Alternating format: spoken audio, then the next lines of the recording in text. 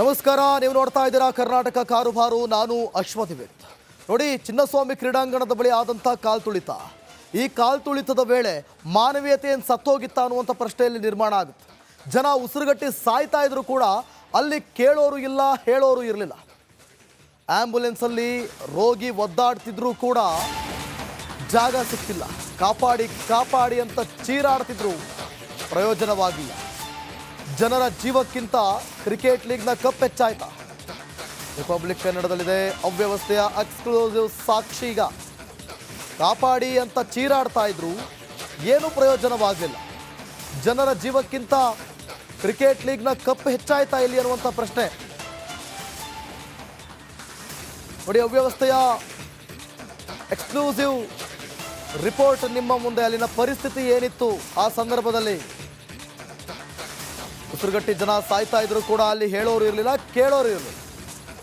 ಅಂದರೆ ಮಾನವೀಯತೆ ಸತ್ತೋಯ್ತಾ? ಹೌದು. 18 ವರ್ಷಗಳ ನಂತರ ನಾವು ಕಪ್ ಗೆದ್ದಿದ್ದೇವೆ, ಆ ಖುಷಿ ಇರುತ್ತೆ, ಇಲ್ಲ ಅಂತಲ್ಲ. ಆದರೆ ನಮ್ಮ ಜೀವಕ್ಕಿಂತ ದೊಡ್ಡದ? ಜೂನ್ 4ರಂದು ವಿಜಯೋತ್ಸವ ವೇಳೆ ಅವ್ಯವಸ್ಥೆಗೆ ಸಿಕ್ತು ಸಾಕ್ಷ್ಯ. ಈಗ ಸ್ಟೇಡಿಯಂಗೆ RCB ಬಸ್ ಹೋಗೋವರೆಗೂ ಕೂಡ ರಸ್ತೆ ಬ್ಲಾಕ್ ಮಾಡಲಾಗಿತ್ತು. ಆಂಬ್ಯುಲೆನ್ಸ್ನ ತಡೆ ಹಿಡಿದು ಬಸ್ಗೆ ಜಾಗ ಕೊಟ್ಟಿದ್ದಾರೆ ಸಿಬ್ಬಂದಿ. ಆಂಬ್ಯುಲೆನ್ಸ್ಗಿಂತ RCB ಬಸ್ಸೇ ಹೆಚ್ಚಾಗೋಯ್ತಾ ಅನ್ನುವಂಥ ಪ್ರಶ್ನೆ ನಿರ್ಮಾಣ ಆಗುತ್ತೆ ಇಲ್ಲಿ. ಆಂಬ್ಯುಲೆನ್ಸ್ ಹೋಗ್ತಾ ಇದ್ರು ಕೂಡ ಮೊದಲು ಜಾಗ ಕೊಟ್ಟಿದ್ದು RCB ಬಸ್ಗೆ. ಯಾಕೆ ಈ ರೀತಿ? ಅಂದರೆ ಮಾನವೀಯತೆ ಇಲ್ಲ ಅಂತ ಅಲ್ಲಿ. ಅಂದರೆ ಮೊದಲಿಗೆ ಆಂಬ್ಯುಲೆನ್ಸ್ಗೆ ಜಾಗ ಕೊಡಬೇಕು ಸ್ವಾಮಿಯಲ್ಲಿ. ಹೌದು, ಕಪ್ ಗೆದ್ದಿರ್ಬೋದು, ಎಲ್ಲರ ಕನಸು ನನಸಾಗಿರ್ಬೋದು, ಆದರೆ ಅಲ್ಲಿ ಪ್ರಾಣಗಳು ಹೋಗ್ತಾ ಇವೆ. ಪ್ರಾಣಕ್ಕಿಂತ ದೊಡ್ಡದು ಯಾವುದೂ ಇಲ್ಲ. ಪ್ರಾಣಕ್ಕಿಂತ ದೊಡ್ಡದು ಯಾವುದೂ ಇಲ್ಲ. ಮೊದಲು ನಾವು ಬದುಕಲ್ಲಿ ಗೆಲ್ಲೋದು ಬಹಳ ಪ್ರಮುಖ. ಆಮೇಲೆ ಬೇರೆಯವರ ಗೆಲುವನ್ನು ನಾವು ಆಚರಿಸೋಣ.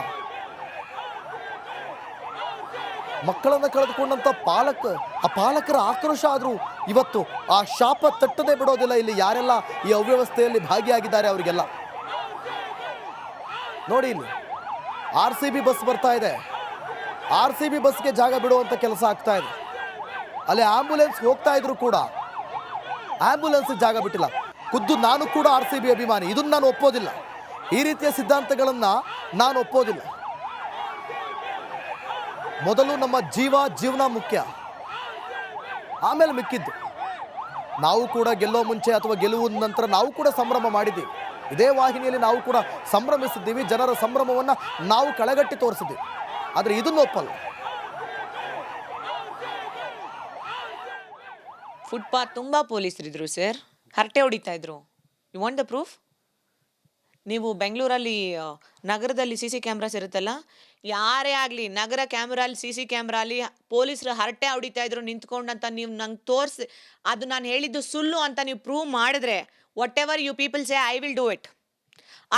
ನಾನು ಲಿಟ್ರಲಿ ಅಂಗಲಾಚಿ ಬೇಡ್ತಾ ಇದ್ದೀನಿ, ಪ್ಲೀಸ್ ಟ್ರಾಫಿಕ್ ಕ್ಲಿಯರ್ ಮಾಡಿಕೊಡಿ ಅಂತ ಲಿಟ್ರಲಿ ಅಂಗಲಾಚಿ ಬೇಡ್ಕೋತಾ ಇದ್ದೀನಿ. ನೋಬಡಿ ಒಂದು ಪೊಲೀಸ್ ಯಾಕೆ ಸರ್? ಪೊಲೀಸರು ನೀವು ಸೋಷಿಯಲ್ ಹೆಲ್ಪರ್ಸ್ ಅಂತಾರಲ್ಲ, ಏನು ಮಾಡಿದ್ರಿ ಸರ್ ನೆನೆ ನೀವು? ಇದೇ ನಿಮ್ಮ ಕಡೆ ಆಗಿದ್ದಿದ್ರೆ ಸುಮ್ಮನೆ ಇರ್ತಿದ್ರಾ ನೀವು? ಸರ್, ನನ್ನ ಮಗಳು ಒಬ್ಬಳ ಪರವಾಗಿ ಮಾತಾಡ್ತಾನೇ ಇಲ್ಲ. ಫುಟ್ಪಾತ್ ತುಂಬ ಪೊಲೀಸರಿದ್ರು ಸರ್, ಹರಟೆ ಹೊಡಿತಾ ಇದ್ರು. You want the proof? ನೀವು ಬೆಂಗಳೂರಲ್ಲಿ ನಗರದಲ್ಲಿ CC ಕ್ಯಾಮ್ರಾಸ್ ಇರುತ್ತಲ್ಲ, ಯಾರೇ ಆಗಲಿ ನಗರ ಕ್ಯಾಮ್ರಲ್ಲಿ CC ಕ್ಯಾಮ್ರಲ್ಲಿ ಪೊಲೀಸರು ಹರಟೆ ಹೊಡಿತಾ ಇದ್ರು ನಿಂತ್ಕೊಂಡಂತ ನೀವು ನಂಗೆ ತೋರಿಸಿ, ಅದು ನಾನು ಹೇಳಿದ್ದು ಸುಳ್ಳು ಅಂತ ನೀವು ಪ್ರೂವ್ ಮಾಡಿದ್ರೆ, whatever you people say I will do it. ನಾನು ಲಿಟ್ರಲಿ ಅಂಗಲಾಚಿ ಬೇಡ್ತಾ ಇದ್ದೀನಿ, ಪ್ಲೀಸ್ ಟ್ರಾಫಿಕ್ ಕ್ಲಿಯರ್ ಮಾಡಿಕೊಡಿ ಅಂತ ಲಿಟ್ರಲಿ ಅಂಗಲಾಚಿ ಬೇಡ್ಕೋತಾ ಇದ್ದೀನಿ. ನೋಬಡಿ ಒಂದು ಪೊಲೀಸ್ ಯಾಕೆ ಸರ್? ಪೊಲೀಸರು ನೀವು ಸೋಷಿಯಲ್ ಹೆಲ್ಪರ್ಸ್ ಅಂತಾರಲ್ಲ, ಏನು ಮಾಡಿದ್ರಿ ಸರ್ ನೆನೆ ನೀವು? ಇದೇ ನಿಮ್ಮ ಕಡೆ ಆಗಿದ್ದಿದ್ರೆ ಸುಮ್ಮನೆ ಇರ್ತಿದ್ರಾ ನೀವು? ಸರ್, ನನ್ನ ಮಗಳು ಒಬ್ಬಳ ಪರವಾಗಿ ಮಾತಾಡ್ತಾ ಇಲ್ಲ, RCB ಪರೇಡ್ ಇತ್ತು ಅಂತ ನಮಗೆ ಮಾರ್ನಿಂಗ್ ಗೊತ್ತಾಗಿತ್ತು. ಸೊ ಇನ್ಸ್ಟಾಗ್ರಾಮ್ RCB ಪೇಜ್ ಇಂದ. ಸೊ ನಾನು ಮತ್ತೆ ನನ್ನ ವೈಫ್ ಡಿಸೈಡ್ ಮಾಡಿದ್ವಿ, ಸೊ ಹೋಗೋಣ, ಪರೇಡ್ ಇರುತ್ತಲ್ಲ ಅಂತ ಹೋಗೋಣ ಅಂತ ಡಿಸೈಡ್ ಮಾಡಿದ್ವಿ. ಸೊ ನಾನು ಮಧ್ಯಾಹ್ನ ಲೀವ್ ತಗೊಳ್ಳಲಿದ್ದೆ, ನಂದು ಆಫೀಸ್ ವರ್ಕಿಂದ, ಮತ್ತೆ ಅವಳು ಲೀವ್ ತಗೊಳ್ಳಲಿತ್ತು. ಸೊ ಹಾಗೆ ನಾವು ಮಧ್ಯಾಹ್ನ ಹೊರಟಿದ್ವಿ. ಈ ಜರ್ಸಿ ಎಲ್ಲ ತಗೊಂಡು ಅಲ್ಲಿ ಪರ್ಚೇಸ್ ಮಾಡಿ ಅಲ್ಲಿ ಪರೇಡ್ ಇರತ್ತಂತ ಹೋದ್ವಿ. ಅಲ್ಲಿ ನೋಡಿದ್ರೆ ಅಲ್ಲಿ ಪರೇಡ್ ಇಲ್ಲ, ಜಸ್ಟ್ ಫ್ರೀ ಎಂಟ್ರೆನ್ಸ್ ಇದೆ, ಲೈಕ್ ಫಾರ್ ಎಲ್ಲ RCB ಫ್ಯಾನ್ಸ್ಗೆ, ಲೈಕ್ ಏನೋ ಇವೆಂಟ್ ಇದೆ ಸಂಜೆ ಈವ್ನಿಂಗ್ ಅಂತ ಹೇಳಿದ್ರು. ಸೊ ನಾವು ಸರಿ ಅಂತ ಹೋಗ್ತಾ ಇದ್ವಿ. ಗೇಟ್ ನಂಬರ್ 17 ಅವರು ಅಲ್ಲಿ ಫುಲ್ ಜನ ಇದ್ರು ಫುಲ್. ಸೊ ಗೇಟ್ ನಂಬರ್ 17 ಸ್ವಲ್ಪ ಓಪನ್ ಮಾಡಿದ್ರು ಅವರು ಚಿನ್ನಸ್ವಾಮಿ ಸ್ಟೇಡಿಯಂ ಅಲ್ಲಿ. ಸೊ ನಾನು ಅವಳು ಓಕೆ ಎಲ್ರಿಗೂ ಫ್ರೀ ಇದಲ್ಲ ಅಂತ ನಾವು ಹೋಗೋಣ ಅಂತ ಹೋದ್ವಿ. ಫುಲ್ ಜನ ಬಂದ್ಬಿಟ್ರು. ನಿಮ್ಗೆ ಗೊತ್ತಲ್ವಾ, ಲೈಕ್ ಸ್ಟೇಡಿಯಂ ಅಲ್ಲಿ ಓಪನ್ ಆಯ್ತು ಅಂದ್ರೆ ಎಷ್ಟು ಜನ ಬರ್ತಾರಂತ. ಫುಲ್ ಜನ ಬಂದ್ರು, ಫುಲ್ ನೂಕುನುಗ್ಲಾಯ್ತು. ನಾನ್ ಬ್ಯಾರಿಕೇಡ್ ಸೈಡ್ ಅಲ್ಲಿ ಇದ್ದೆ, ಅವಳು ನನ್ ಕೈ ಇಟ್ಕೊಂಡು ಈ ಕಡೆ ಇದ್ದು. ಈ ಬಗ್ಗೆ ಮತ್ತಷ್ಟು ಮಾಹಿತಿಯನ್ನು ಕೊಡ್ತಾರೆ ನಮ್ಮ ಪ್ರತಿನಿಧಿ ಅರವಿಂದ್, ಲೈವ್ನಲ್ಲಿ ಜಾಯ್ನ್ ಆಗ್ತಿದ್ದಾರೆ. ಅರವಿಂದ್, ನೋಡಿ ಈಗ ಅಲ್ಲಿ ಹೇಳ್ತಾ ಇರುವಂಥದ್ದು, ಆ ಲೇಡಿ ಹೇಳಿದ್ದನ್ನು ಕೂಡ ಗಮನಿಸಿದ್ದೀರಿ, ಪೊಲೀಸ್ನವರು ಕಂಪ್ಲೀಟ್ ಆಗಿ ಅಲ್ಲಿ ನೆಗ್ಲಿಜೆನ್ಸ್ ಮಾಡ್ತಾ ಇದ್ರು ಅಂತ. ಮತ್ತೊಂದು ಕಡೆ ಆಂಬುಲೆನ್ಸ್ಗೆ ಜಾಗ ಬಿಡಲಿಲ್ಲ, RCB ಬಸ್ಗೆ ಜಾಗ ಬಿಟ್ಟರು ಅಂತ. ಅಂದರೆ ಮಾನವೀಯತೆ ಸತ್ತೋಯ್ತಾ ಅಂತ ಮತ್ತಷ್ಟು ಮಾಹಿತಿ ಕೊಡೋದಾದ್ರೆ. ಖಂಡಿತ ದಿವಿತ್, ನಿಜಕ್ಕೂ ಈ ಒಂದು RCBಯ ಕಪ್ ಗೆದ್ದ ನಂತರ ವಿಜಯೋತ್ಸವ ಸಂಭ್ರಮವನ್ನು ಏನು ಮಾಡ್ತಾ ಇದ್ರು, ಆ ಸಂದರ್ಭದಲ್ಲಿ ದುರಂತವೇ ನಡೆದೋಯ್ತು. ಕಾಲು ತುಳಿತ ಆಗಿ 11 ಜನ ಮೃತಪಟ್ಟರು. ಅದೇ ಸಂದರ್ಭದಲ್ಲಿ ನಡೆದಂಥ ಇನ್ನಷ್ಟು ಹೃದಯ ವಿದ್ರಾವಕ ಘಟನೆಗಳ ವಿಡಿಯೋಗಳು ಸದ್ಯ ಸಾಮಾಜಿಕ ಜಾಲತಾಣದಲ್ಲಿ ಈಗ ಒಂದು ವೈರಲ್ ಆಗ್ತಾ ಇರುವಂಥದ್ದು. ನಿಜಕ್ಕೂ ಅವತ್ತೇನು ನಡೀತು ಅಂತಂದರೆ, ಆ ಒಂದು ಬಸ್ ಏನು ವಿಧಾನಸೌಧದಿಂದ ಆಟಗಾರನ ಕರೆದುಕೊಂಡು ಬರ್ತಾ ಇತ್ತು, ಅಂಥ ಸಂದರ್ಭದಲ್ಲಿ ಸ್ಟೇಡಿಯಂ ಬಳಿ ಬಂದಾಗ ಬಸ್ಗೆ ಅಭಿಮಾನಿಗಳು ಜಾಗ ಬಿಡ್ತಾರೆ, ಮತ್ತು ಆ ಒಂದು ಬಸ್ನ ಎದುರುಗಡೆ ಬರ್ತಾ ಇರುವಂಥ ಆಂಬ್ಯುಲೆನ್ಸ್ಗೆ ಜಾಗ ಬಿಡೋದಿಲ್ಲ. ಆ ಒಂದು ಘಟನೆಯಲ್ಲಿ ಆ ಒಂದು ರೋಗಿಯನ್ನು ಕರೆದುಕೊಂಡು ಹೋಗುವಂಥ ಆಂಬ್ಯುಲೆನ್ಸ್ ಸುಮಾರು ಅರ್ಧ ಗಂಟೆಯಷ್ಟು ಅಲ್ಲಿ ಟ್ರಾಫಿಕ್ ಜಾಮ್ನಲ್ಲಿ, ಅಂದರೆ ಅಭಿಮಾನಿಗಳು ಆಂಬ್ಯುಲೆನ್ಸ್ನ ಸುತ್ತುವರೆದಿರ್ತಾರೆ, ಅಂದರೆ ಅದ್ರ ಮುಂದೆ ಕೂಡ ರಸ್ತೆಯಲ್ಲಿ ಅಭಿಮಾನಿಗಳು ಕಿಕ್ಕಿರಿದು ತುಂಬಿರ್ತಾರೆ.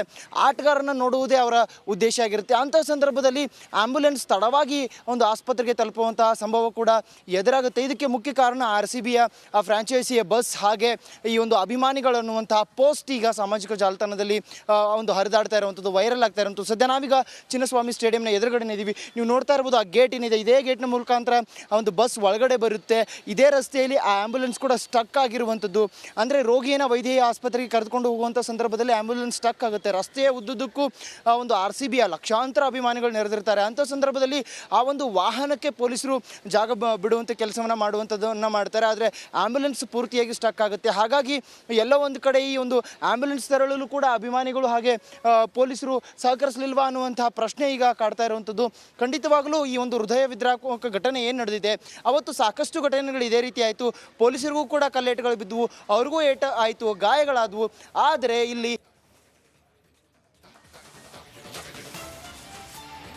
ಟೆಕ್ನಿಕಲ್ ಇಶ್ಯೂ ಆಗಿದೆ. ಥ್ಯಾಂಕ್ ಯು ಅರವಿಂದ್ ತಮ್ಮೆಲ್ಲ ಮಾಹಿತಿಗಾಗಿ. ಮೊನ್ನೆ ಆದಂಥ ಕಾಲ್ತುಳಿತದ ಕರಾಳತೆ ಅಥವಾ ಭೀಕರತೆ ಈಗ ಒಂದೊಂದಾಗಿ ತೆರೆದುಕೊಳ್ತಾ ಇದೆ. ಹೇಗಾಯಿತು, ಏನಾಯಿತು, ಯಾವ ಸಮಯಕ್ಕೆ ಏನಾಯಿತು, ಏನಾದರೂ ರೆಸ್ಕ್ಯೂ ಮಾಡುವಂಥ ಅವಕಾಶಗಳಿತ್ತ, ಏನಾದರೂ ಪರಿಸ್ಥಿತಿಯನ್ನು ಕಂಟ್ರೋಲ್ ಮಾಡಲಿಕ್ಕೆ ಸಾಧ್ಯ ಇತ್ತಾ, ಇದೆಲ್ಲವೂ ಕೂಡ ಈಗ ಒಂದೊಂದಾಗಿ ಭೀಕರತೆ ಬಿತ್ತರಿಸಿಕೊಳ್ತಾ ಇದೆ. ಫುಟ್ಪಾತ್ ತುಂಬ ಪೊಲೀಸರಿದ್ರು ಸರ್, ಹರಟೆ ಹೊಡಿತಾ ಇದ್ರು. You want the proof? ನೀವು ಬೆಂಗಳೂರಲ್ಲಿ ನಗರದಲ್ಲಿ CC ಕ್ಯಾಮ್ರಾಸ್ ಇರುತ್ತಲ್ಲ, ಯಾರೇ ಆಗಲಿ ನಗರ ಕ್ಯಾಮ್ರಲ್ಲಿ CC ಕ್ಯಾಮ್ರಲ್ಲಿ ಪೊಲೀಸರು ಹರಟೆ ಹೊಡಿತಾ ಇದ್ರು ನಿಂತ್ಕೊಂಡಂತ ನೀವು ನಂಗೆ ತೋರಿಸಿ, ಅದು ನಾನು ಹೇಳಿದ್ದು ಸುಳ್ಳು ಅಂತ ನೀವು ಪ್ರೂವ್ ಮಾಡಿದ್ರೆ, whatever you people say I will do it. ನಾನು ಲಿಟ್ರಲಿ ಅಂಗಲಾಚಿ ಬೇಡ್ತಾ ಇದ್ದೀನಿ, ಪ್ಲೀಸ್ ಟ್ರಾಫಿಕ್ ಕ್ಲಿಯರ್ ಮಾಡಿಕೊಡಿ ಅಂತ ಲಿಟ್ರಲಿ ಅಂಗಲಾಚಿ ಬೇಡ್ಕೋತಾ ಇದ್ದೀನಿ. ನೋಬಿಡಿ ಒಂದು ಪೊಲೀಸ್ ಯಾಕೆ ಸರ್ ಪೊಲೀಸರು ನೀವು ಸೋಷಿಯಲ್ ಹೆಲ್ಪರ್ಸ್ ಅಂತಾರಲ್ಲ, ಏನು ಮಾಡಿದ್ರಿ ಸರ್ ನೆನೆ ನೀವು?